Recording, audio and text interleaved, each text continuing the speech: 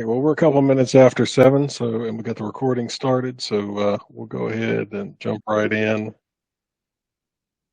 There's somebody else joining. Also have Linda Frame, and Linda, I recognize the name. I think you were looking at some different EVs and Model Y. I think most recently on the listserv.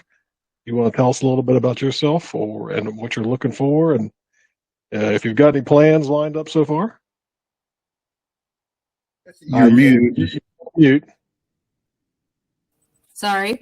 Yeah, good memory there. I am new to this group, obviously. I've met Rick before because I did the test drive on the Volkswagen that was through the University of Tennessee, I believe, or Tennessee Tech. So I got my first taste of an EV there, and now I would like to buy one instead of going the hybrid route. So you all have been super helpful with all of my questions, and I'm almost pulled the trigger on a Model Y today ordering it, but then I saw it was a demo, and I would rather just get a new one. So I'm really close. We'll see what happens.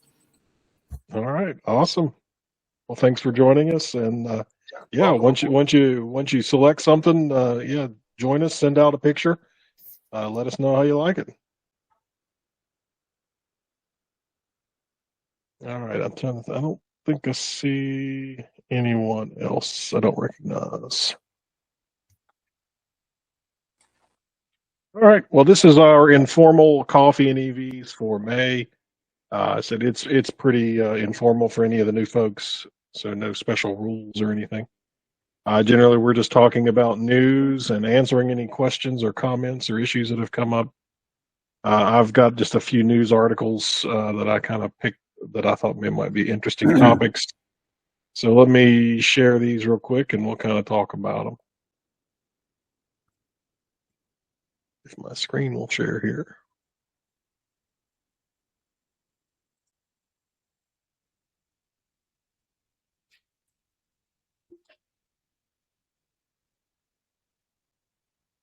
Well, I think if you follow EVs at all, you know that the concerns and the opportunities and concerns with the Chinese original equipment manufacturers bringing lower cost models to major auto markets. And BYD is one of those, NIO, Zeekr, a few others. And the BYD Seagull has been making a lot of waves in Europe and Australia. And you see that $10,000 price tag for a pretty decent EV. So I don't know, anybody have any thoughts on these new low-cost Chinese models? Good, bad, ugly?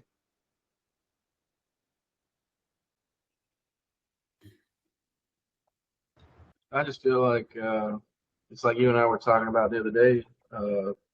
When they do come around, the competition's pretty healthy, so. I'd like to see the crash test results before I sit in one. I think that's a valid concern. We'd want to make sure, of course, they won't be able to sell them unless they at least meet minimum standards. But I believe the Seagull met the European standards, obviously, to be sold there. And I'm sure it costs more in Europe than it does in China, but still pretty low entry price for an entry-level vehicle. I was reading yesterday about a program in the state of Washington for low-income people that they can get a brand new Chevy Bolt for $8,000 or the Bolt EUV for $10,300. So that's I'd never heard it in the States picking up, I guess, the rest of that. They must have a good deal from Chevy, but that's pretty good if you can get a brand new EV for $8,000. Oh, that's incredible. Yeah. And it's not just the cars. BYD is also building a plug-in hybrid pickup in Mexico for 2024. It looks very Ford-like to me, but it's also supposed to have a very low cost. Now, neither one of these vehicles are slated to come to the U.S. at this time, but I mean, you can certainly kind of see the direction for the Chinese automakers who are trying to expand their influence and market outside of their domestic market. And for any who don't know, the Chinese auto market is the largest auto market in the world. and I think they were almost at 50% EV sales here recently. So they are the Chinese manufacturers can certainly make a lot of vehicles, and they've gotten a lot better. I won't say they're on par with some of the other manufacturers, but they've certainly gotten a lot better. And I read today a Chinese CATL battery maker is going to partner up with Canada to have a manufacturing plant in Canada that will be North American, but they will license the technology from CATL. So that's they're getting over here on the continent. Yeah, and even if let me go ahead and jump to the next tab, because that's the next topic, of course, generally goes to tariffs. Is like when we're concerned about protecting domestic automakers and technology, and to be honest and open for everyone is we want a level playing field, and we know that some of the actions that China has taken is not a level playing field with the amount of government subsidies that they've injected into some of these companies, some of their labor costs. If you have sweatshop labor in your supply chain, then that's not really a level playing field with the U.S. either. So having some level of tariff on those vehicles is probably justified. I don't know that 100% is what I would consider fair.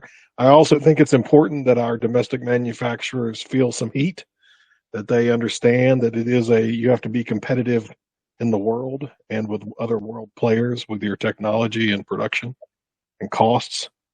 So, there's got to be a balancing act between, what tariffs are reasonable to protect domestic manufacturing, but also making sure that we stay competitive.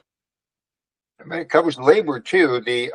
We can't be a global market if we're not going to have Americans who are not demanding $150 an hour to put a bolt on a car, but rather, those wages have to come down in order to compete globally. That's part of the equation. We hope not too much, but it'll have to come down. Which is why the union problem is such a big one here in the United States.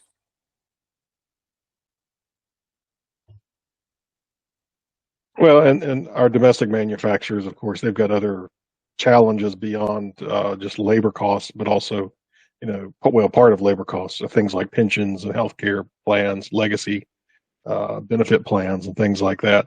That these newer manufacturers, whether it's Tesla or whether it's Lucid or Rivian or a Chinese automaker, they don't have some of those legacy costs that the domestic legacy players have.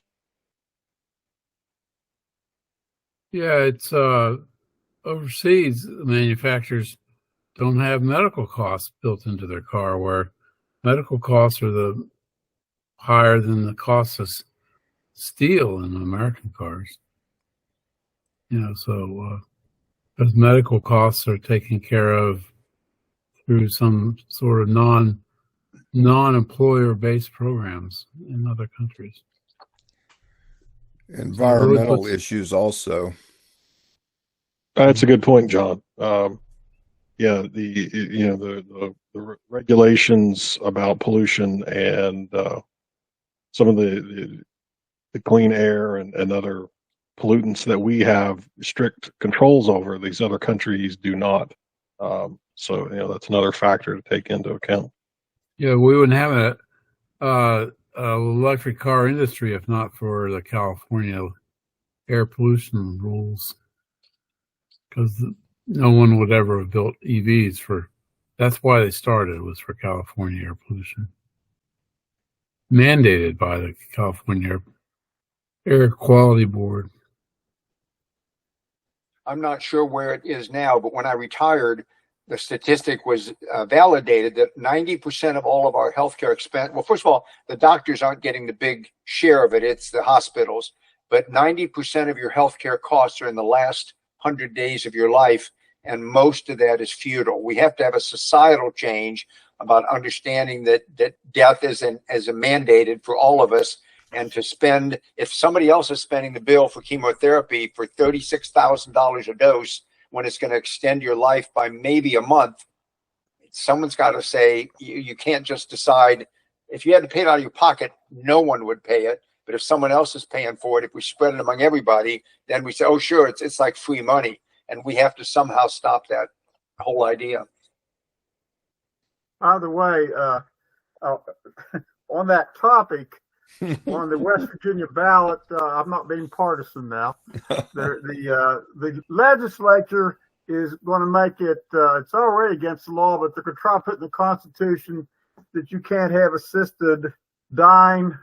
I mean, I've done that to two groups, Death with Dignity and Compassion and Choices. In other states, when a doctor determines you got, or maybe two doctors, you only got 6 months to live. If people wish to, get assistance in shortening their lives, that's legal in those states.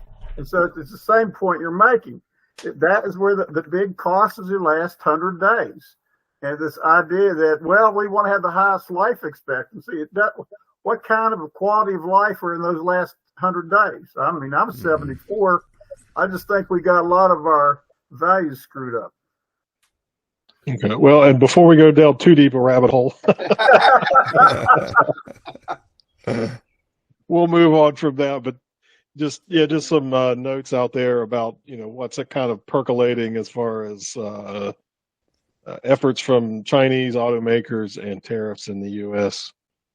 Something to watch. So moving on to maybe more immediate issues here. I did see this thing about Ford, where previously Ford had restricted their dealers. They had to be like authorized and certified to sell EVs, and they were pushing certain requirements on their dealers, and that wasn't real popular, and some of the dealers were pushing back. So now it looks like Ford is going to alter that program and pretty much open the doors for any of their dealers to sell EVs. And I'm sure part of that's driven by a slowdown in sales, which has been pretty much across the board for more expensive vehicles, not just EVs, but they want to have more opportunities to sell through more dealers. Any thoughts on that? Well, I think Ford had a pretty high bar that you had to leap over to sell EVs. Not only did you have to put in DC fast chargers, but you had to have a new showroom and lots of special equipment that you might not need just to sell a few EVs. So maybe they're backing off on some of that so that they can sell more EVs at all their dealerships. That's what it sounds like. And really, I always kind of disagreed with some of the high bars that some of the domestics set for fast charging at their dealers, because we know it's a huge investment for their dealers. And nobody wants to go to an auto dealer to charge their car. I mean, if you have to, of course, we'll use what's available, but nobody plans to go to an auto dealership to charge their car. You want to go somewhere where there's restrooms and amenities and maybe a restaurant to get something to eat while you're charging. You're not going to want to go to an auto dealer to charge a car. So, other than just supporting level 2 for their service bays and deliveries to make sure the cars are charged, they didn't really need this massive EV charging investment, at least in my opinion. Well, the day Rick and I visited Joe Holland, he one of the sales guys there said that they spent $160,000 just to run the power to the two DC fast chargers they had there on hand. So probably they put a total of $250,000 or more into the whole installation. And I never see cars parked in there. At those, it's a lifesaver, though. I mean, it's the only place around. You're right. It is. I charge there whenever I go to Charleston. Right, because it is the only place around. That's why it's frequented. But if the Sheets down the road had DC fast chargers, the Go-Mart or wherever, that was a more convenient location right off the exit with all the amenities that you needed, Joe Holland probably wouldn't see as much business. I was looking the other day because I'm hoping to go up to Parkersburg for the multicultural event and looking at charging stations. And one was at Mark Pomeroy. And I think I told you I got an invite to come up and take a look at the Chevy Silverado work truck. And they have a charger there. It's only 62.5 shared plug charge point. And I plugged in there, and in the 45 minutes, I went from 10% to or 30% to 90% for a cost of $7 or something like that. So I think some people will, if it's near to the highway, it doesn't. And they had bathrooms open, yes. They didn't have any food, especially. I would have had to walk for that. But I think there will be some use for it. Now, will it be enough? The other statistic I think I gave you last week is that a charger has to be used 30 or 15% of the time to be profitable. And as soon as it reaches 30, people start going elsewhere unless they can have a VIN setup reservation. If you can set it up that you're going to go to stall 3, and if it's not your VIN, it's simply not going to start for the other. They may have a 5-minute grace period, and then the other person, and it'll say it's unavailable, it's reserved. So I think we'll eventually get to that in order for us to spread out where we want to charge with the knowledge if there's going to be a space there for you for 30 minutes. And that may be, and the charging speeds are getting faster and faster. So you don't have time to eat a meal. Yeah. I mean, that's generally my experience is the car's done before I'm done with a bathroom break and grabbing a sandwich. Yep. Yeah, Well, it'll be interesting to see how Ford handles this and if it changes or increases their sales as they open it up to more dealers. The only thing that these dealers really need to have is if you're going to sell them, you need to have technicians who are trained and have the parts and tools and equipment to work on them. I think that's really the only significant requirement that dealers need to have. And well, let me add to that: salespeople who know something about cars and will actually can sell them. I was invited by Dutch Miller Chevy to come out and take a look at the Equinox, not Equinox, the other one that they had. Anyway, the salesman who met me did not know the difference between AC charging and DC charging. He had no idea, but he was going to sell this vehicle. Yeah. So to change the subject a little bit, there last week there was a convention or display of big trucks, zero emission trucks, and construction equipment. I think in Las Vegas. Oh, the ACT Expo thing. Yeah, ACT, and I watched a couple videos, especially a couple by Kyle Connor from Out of Spec YouTube thing, and there's a lot going on, man. There are a lot of manufacturers out there selling semis, selling excavators, portable power sources to recharge your electric excavator. It was really pretty impressive. Volvo has got a whole line of trucks and work equipment. So I think we may see more and more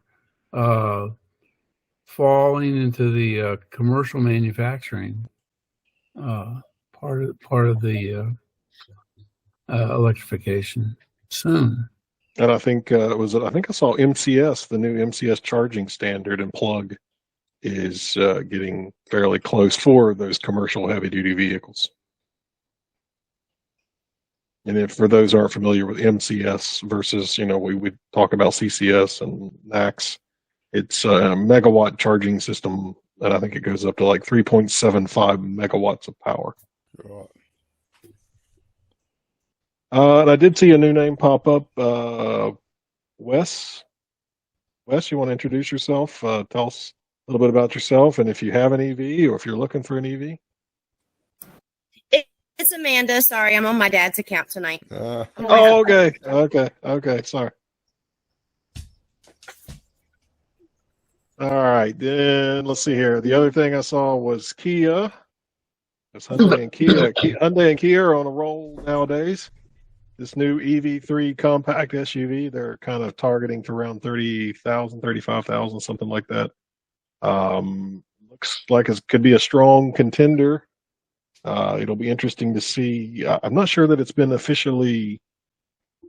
Yeah, will it come to the U.S.? I don't think it's been officially stated whether it'll come to the U.S. or not. But it looks like it could be a great like Kia Soul EV type replacement. If we could get that here, good specs on it, good range, very reasonable price. So I had a conversation with a friend that lives in San Jose this past week, and he said he went to Target, and there were the row he had to walk down to go from where he parked to the front door. There were 20 different Teslas parked there, and he said several of them looked just identical to his. It must be just awful there when every car is every other car is a Tesla, and they all look like yours. How do you tell the difference? I was over in Shepherdstown the other night, and I parked on the street, on German Street in Shepherdstown, and I went to get in the car, and I noticed like just one car, two cars in front of me was another Model Y that looked just like mine. It was like, depending on which direction I could come from, I could have tried to get in the wrong car. So we may be seeing some more options out there. I hope so. I saw the Cybertruck today parked at across the road from the school. The kids were all enthused with it, and they wanted to compare it to my car. Yeah.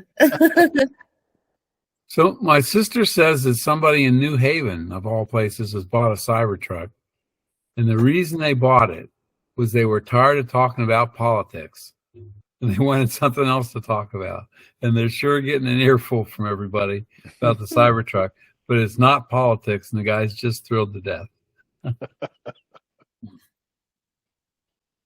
Well, speaking of electric trucks, I think probably one of the biggest announcements here recently on electric pickup trucks is the new Silverado electric vehicle.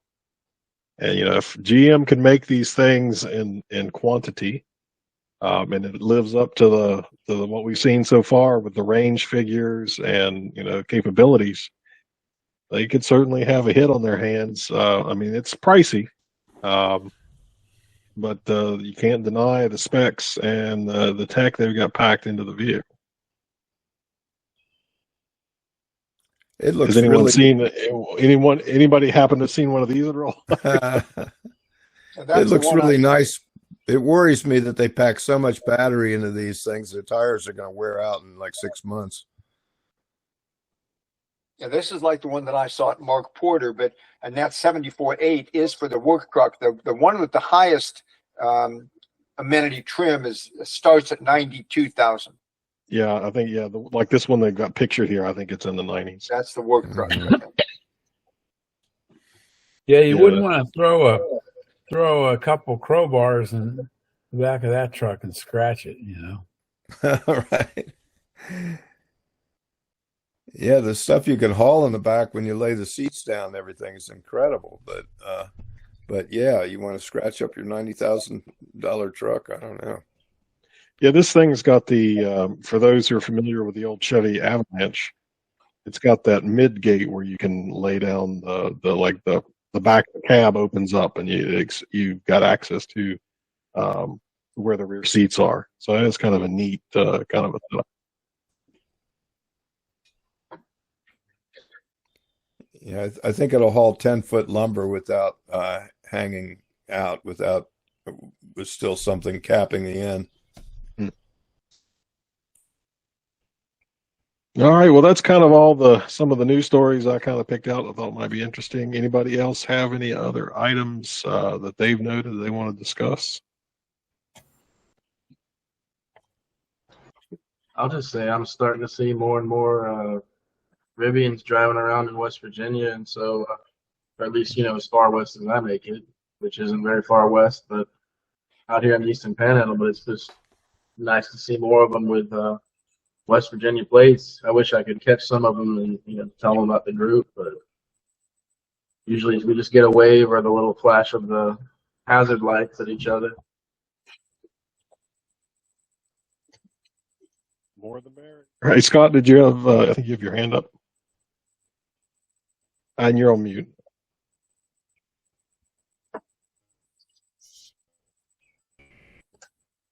Well, okay, you may not be on mute, but we can't hear you.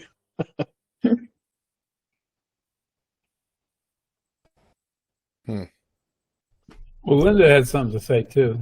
Okay, Linda. Okay, we'll come back to you, Scott. Go ahead, Linda. I just had more brain picking to do. So, first of all, thanks you guys. I sat and read the whole thread about what kind of EV to buy, and I'm like, kept coming back to Tesla, which I hadn't really considered because of my feelings for Elon Musk, but that's a whole nother topic, I'm sure. So I guess I'm asked a couple of basic questions. So how often do you get to a Tesla charger and it's being blocked by somebody? And if it is, what do you do about that? And number two, if you go out into the far reaches of visiting family, like in upstate New York, where I'm going, have you guys run into any situations where there just isn't a place to go to charge? Well, I think that there are chargers just about everywhere. There are some rural areas where it's more difficult, but you can always charge at a campground. And I've been driving plug-in cars now for 13 years. And I have run extension cords out a hotel second floor window to charge my car. It's still possible. There's always a plug somewhere. I've never had an occasion where all the plugs at a Tesla supercharger are iced. And other folks can speak, but I've never had, the longest I've ever had to wait for a plug at a busy supercharger was about 15 minutes, and that was 2 days before the eclipse, and everybody in Southern California was driving to Texas, and they're all stopping at one supercharger. So that's a pretty unusual event. Scott's done a lot of traveling to places that are hard to get to. Maybe he could comment on that. Can you hear me now? I switched to a different microphone. Yes, we can hear you. Wonderful. Okay.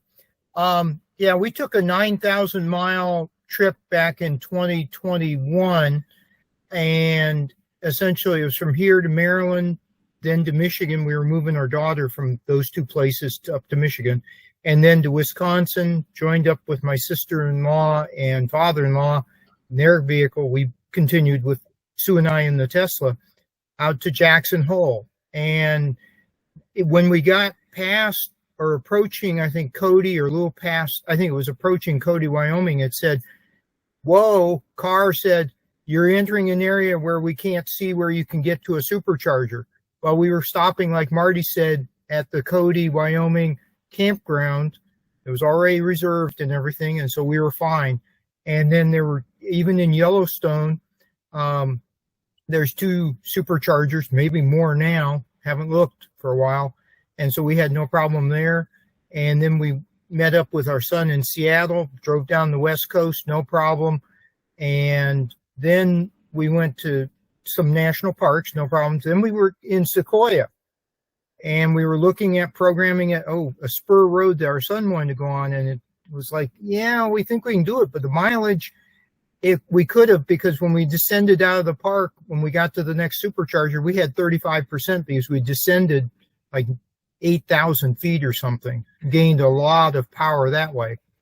So it works, particularly if you're willing to, and you're doing some camping, no problem.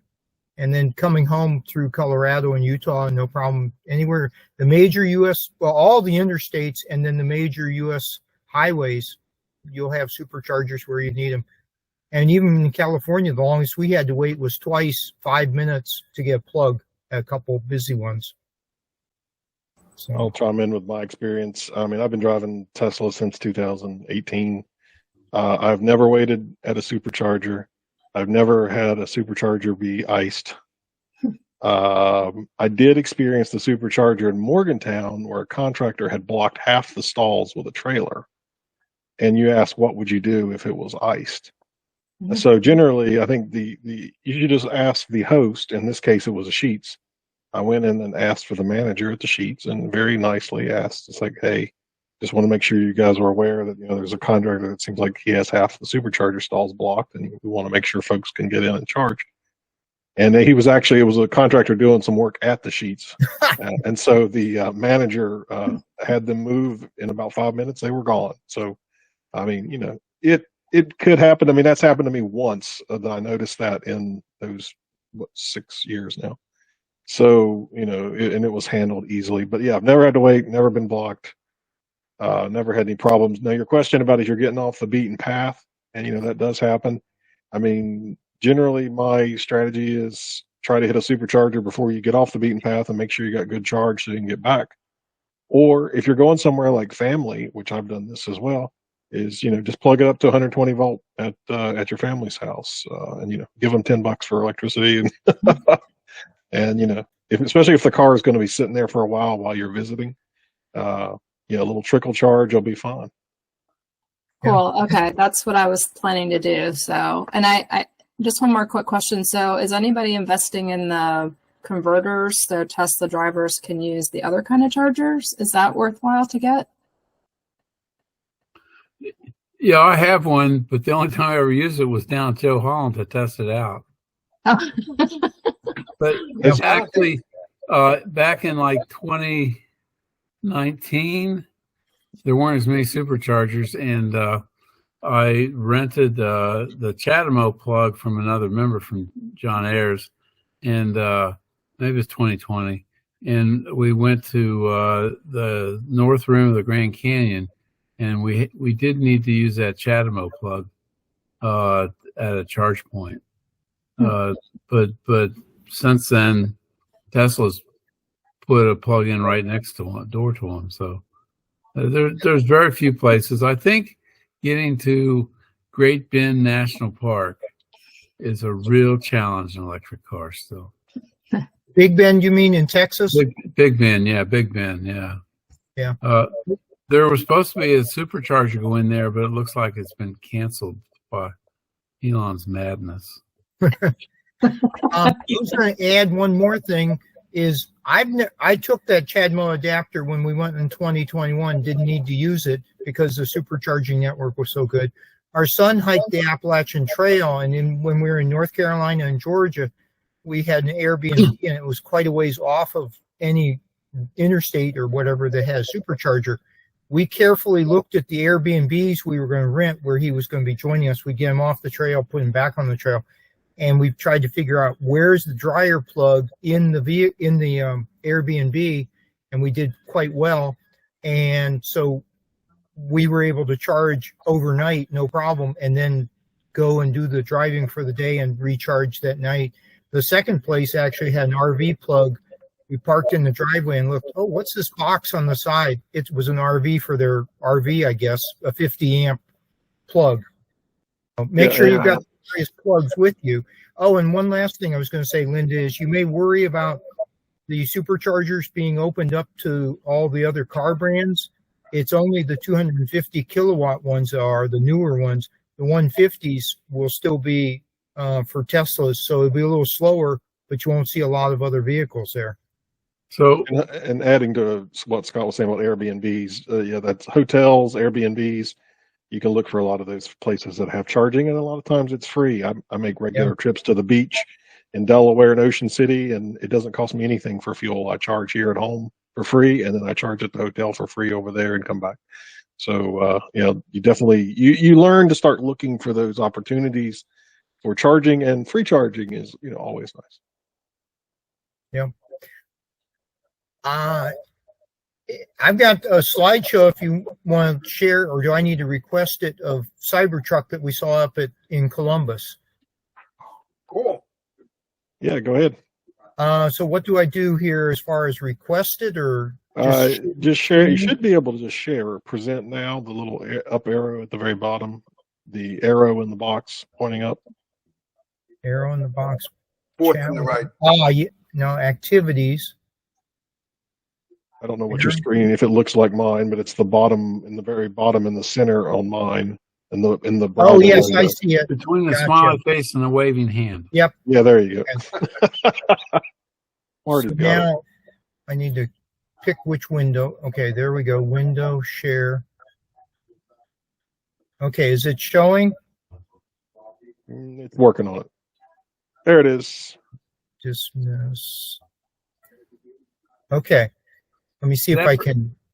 You wrapped it. Yeah, somebody wrapped it. The fellow that is unplugging it right there is lives in Austin, works for Amazon, and we went up to get Eric. He was flying in 2 Saturdays ago to Columbus, and we wanted to go and see if we could get a chance to at least sit in Tesla's supercharger.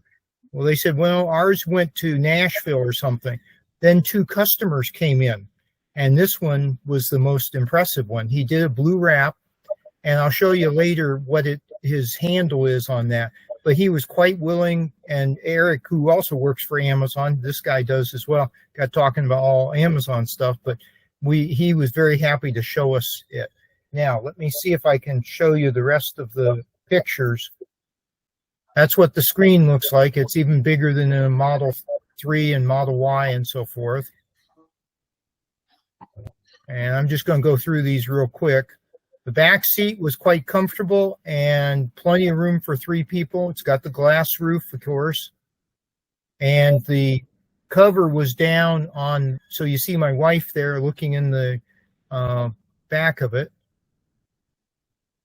And there I got a chance to sit in it. I found it a lot more comfortable than the Ford F-150. My back of my knee to the back of my back is too short for like the F-150. This was quite comfortable. So we've got a reservation in on this. We'll cross that bridge when we come to it. There's our son, and then the owner, and then the owner's wife, or excuse me, owner's mom. She said he got up here on $44 of electricity from Austin to Columbus. She estimated it cost her $400 in her F-150 that she has. Let me get my mouse here. I gotta keep the mouse by the arrow. This is looking, I think, out through the windshield there. Windshield. Some of these get kind of geometric as far as where do they take these pictures. The steering wheel. And it's yoke. It doesn't have the yokes on, or the little. Oh, come on. I can't seem to go back. Doesn't have the little turn signal and so forth. It's intuitive like the new Model 3s and Ys are. So you just think of where you want to turn, if you want to turn right or left? Yeah, exactly. So it doesn't have the stalks is what it doesn't have the stalks. Yeah, it's got the buttons. Yeah. Okay. We're going to keep going because I don't want to monopolize this too much. That's the front. It's quite deep. It doesn't have much of a front lip to it, but a little bit. And that's looking at the back. They've got a couple pedestal chargers there. Another view of it. He's got a QR code on the back of it. And then my son and my wife. And then there's what the back of it looks like, the pickup bed. And then he got in. He had to unplug it for it to go ahead and raise. And it can get something like 14 or 15-inch clearance by just raising the suspension up. It was quite impressive.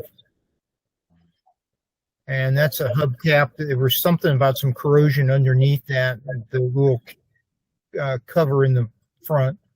And then that was another owner's Cybertruck that was in the parking lot. And I said for my wife to see if you can get in easily with it raised up. And she says, it's kind of difficult. Well, hopefully we don't go too many places where we need it raised up that much. But you can just lower it when you get out and keep it. And when you need to get back in and go somewhere, you can raise it back up. And that, if you want to write it down at Blue Cybertruck, you can talk to the fellow who owns it. I forget his name. I'll look it up in my phone. He gave me his contact info if anybody wants to contact him. All right, cool. I think that's it. Let me see if there's one last. I can't get the arrows. Yeah, that must be the end. So take the, I'm going to say stop presenting.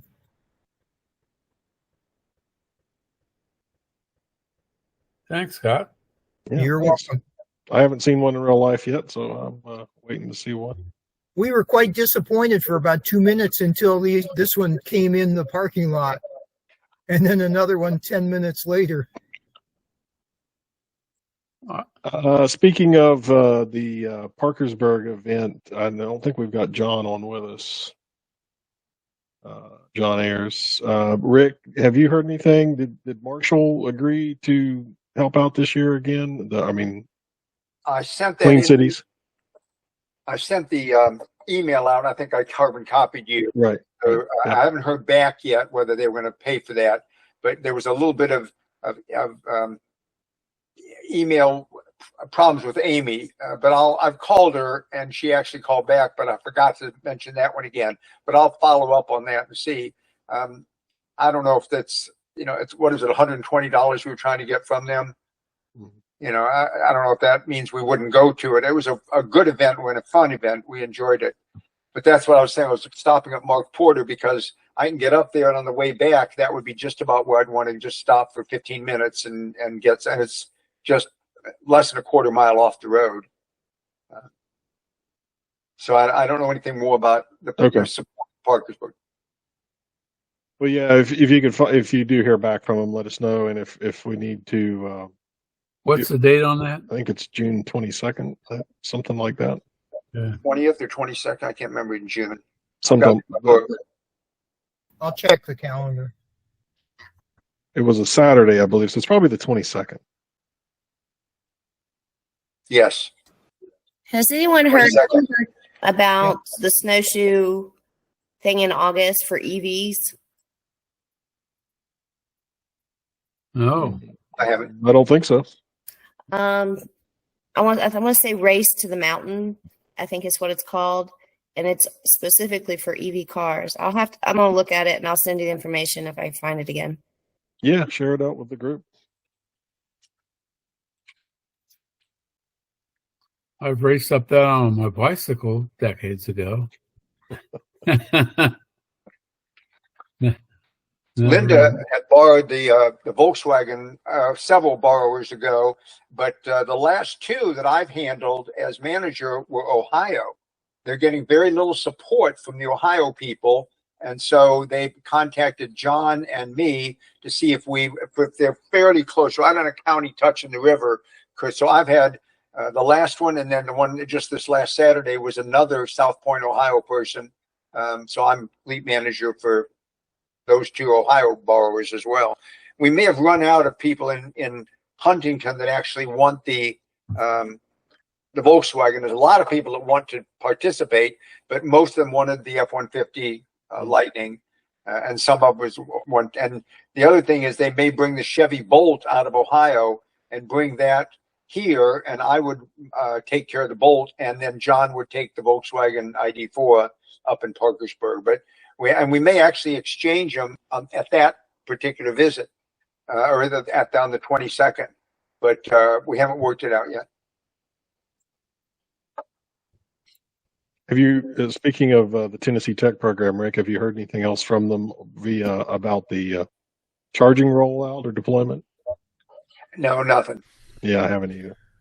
They said, the last I heard, they were pretty much done with West Virginia, but yeah, I know somebody, the person who has the Volkswagen now down here in Fayetteville is begging for a charger for a nonprofit.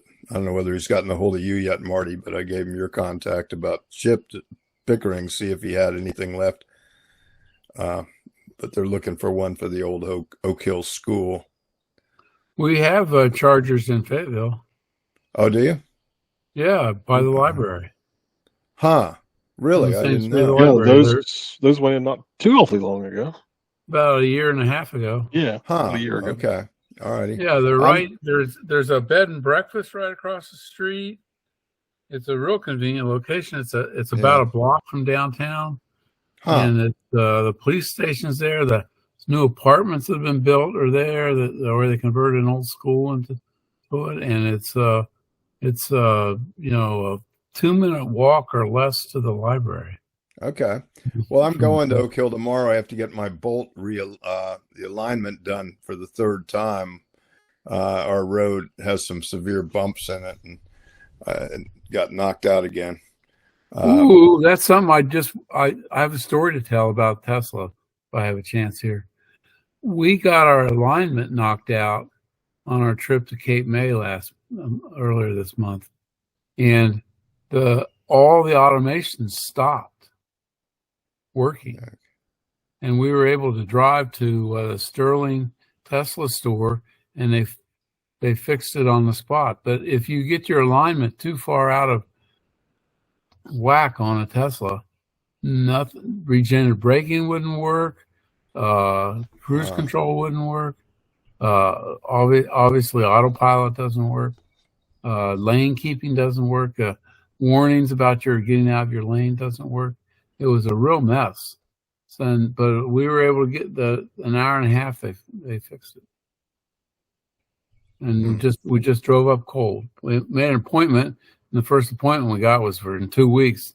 We just drove there anyway, and they fixed it. So it was pretty nice. Mm-hmm. All right. Is this the Fayetteville Charger? Yes. Huh. Okay. And the building in front of you is the library. Okay. So it's just right here on looks like on High Street in Fayetteville. Yeah, it's one block from the red light. Leave that up a sec, will you? I'm just going to take a picture of it. Well, I'll drop the link in the chat. I got it. Okay. Looks like there's 2 units, Marty. Yes. Okay. Oh, that's Larry and I went there Fayetteville. Yeah, I'm talking about Oak Hill. Okay. Well. Oh, Oak Hill. Okay. Oak Hill is where he needs a charger. Well, looking for a public charger. We have an application form on our website. Okay. Fills that out and sends it to us and to Chip. Okay. Is Chip? I thought Chip had pretty much stopped doing them there, Marty. I don't know. He can always. You could always send it in, and he can say. Right. Yeah. Okay. I'll talk to him.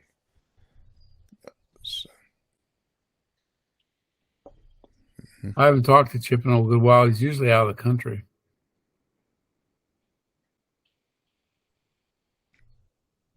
And Linda, I don't know if you're familiar with PlugShare, but that's what I was just showing, and so that's a good map and location or application. It's also an app and a website, but it's always a good thing to reference if you're looking for just general, like level 2 chargers at hotels and around. I have a question for James. I wonder if he's been to any of the Rivian destination chargers. I know there's one down in Floyd County, I think, Virginia. I haven't used a destination charger. I've just used the Adventure Network, the fast chargers.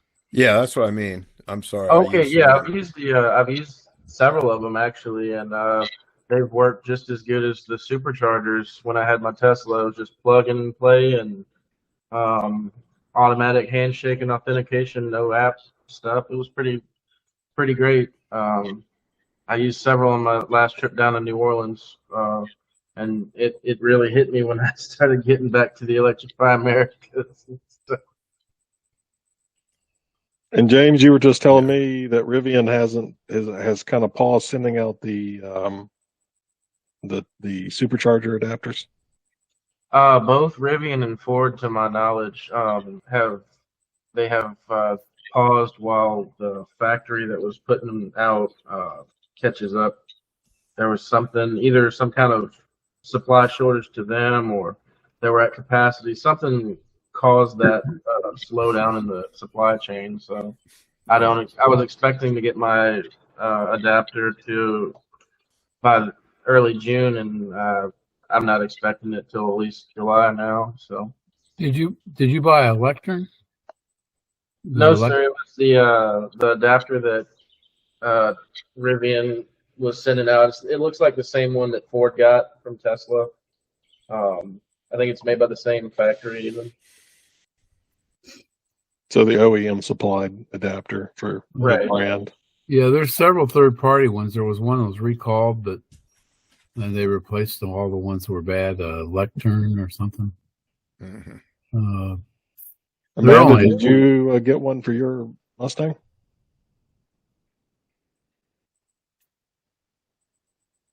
I'm sorry. What was the question? I said, did you get your adapter? I think you had ordered the Ford adapter for the No, I superchargers. haven't got it yet. It's my name's in there, so Okay, Yeah. all right, just one. March. Yeah, it's supposed to be separate than the Electron and the A2Z ones. I keep being tempted by the A2Z ones because they've been getting decent reviews, but I just hesitate using anything that doesn't have that full backing and warranty from say Rivian and Tesla on it if something goes wrong. So I'm just too hesitant on it.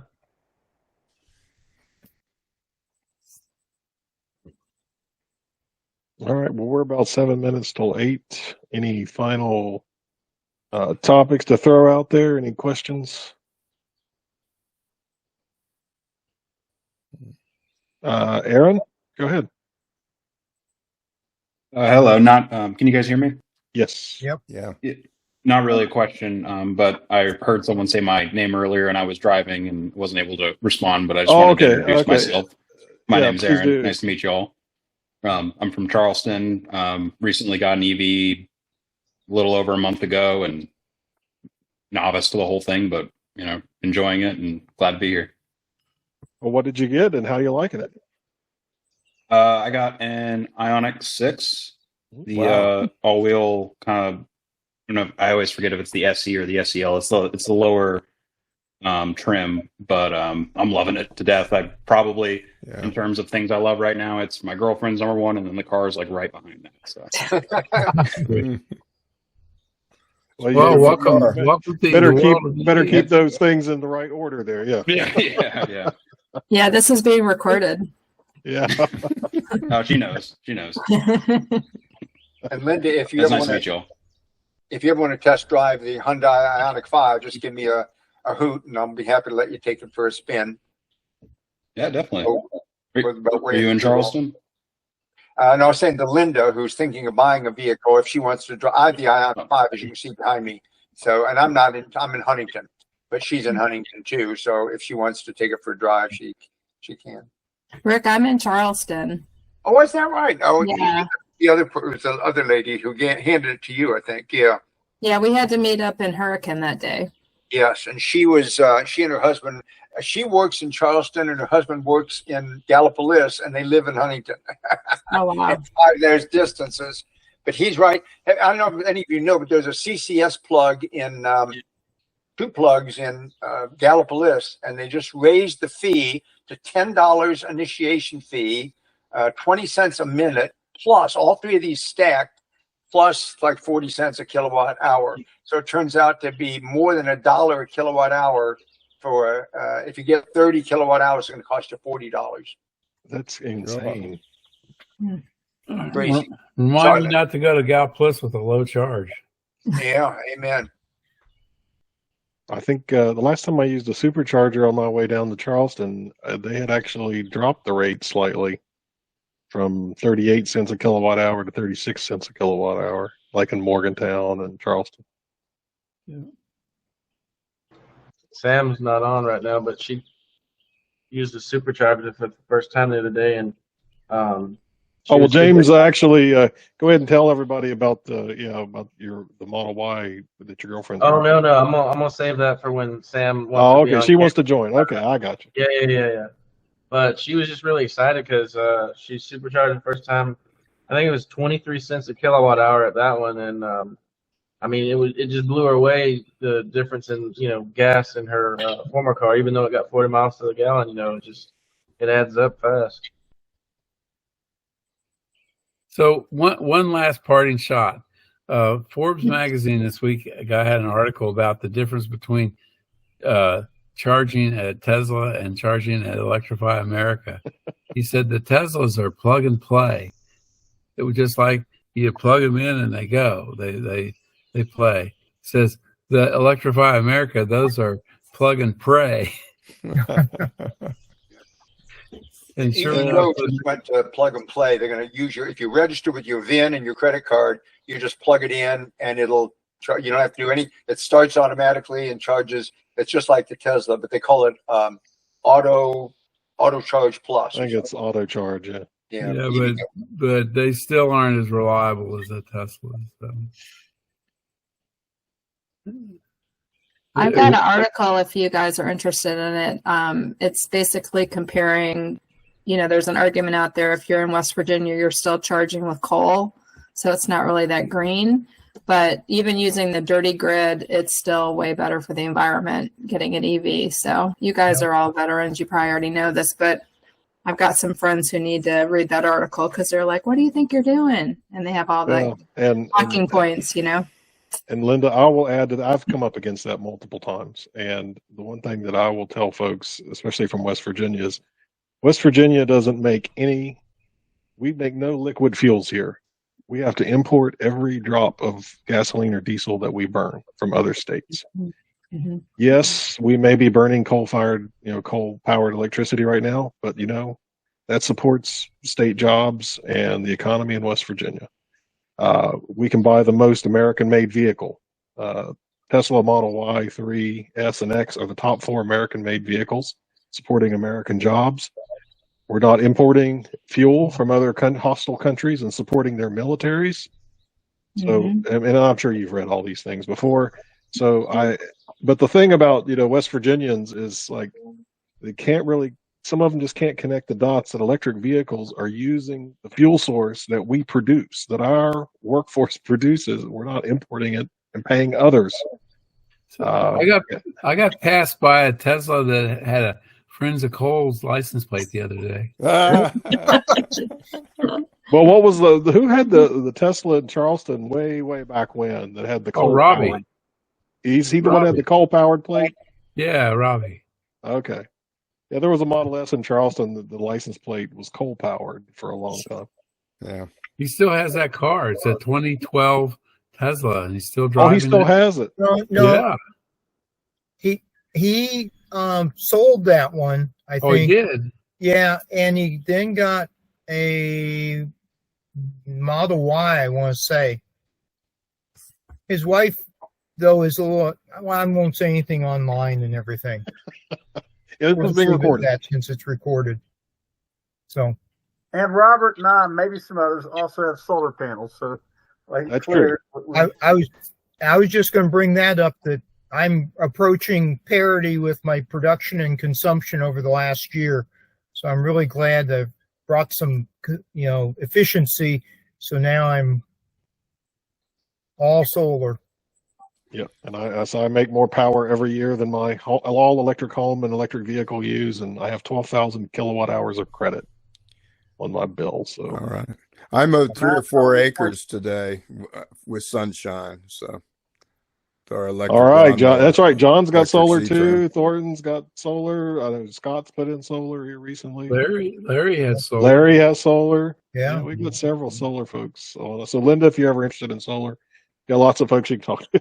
and Linda, Larry's house is within eyesight of the John Amos power plant, so they can look over and see his solar panels. I love it. Larry says he's going to put him out of business, but I think he needs a few more panels first. Yeah, maybe just a few more.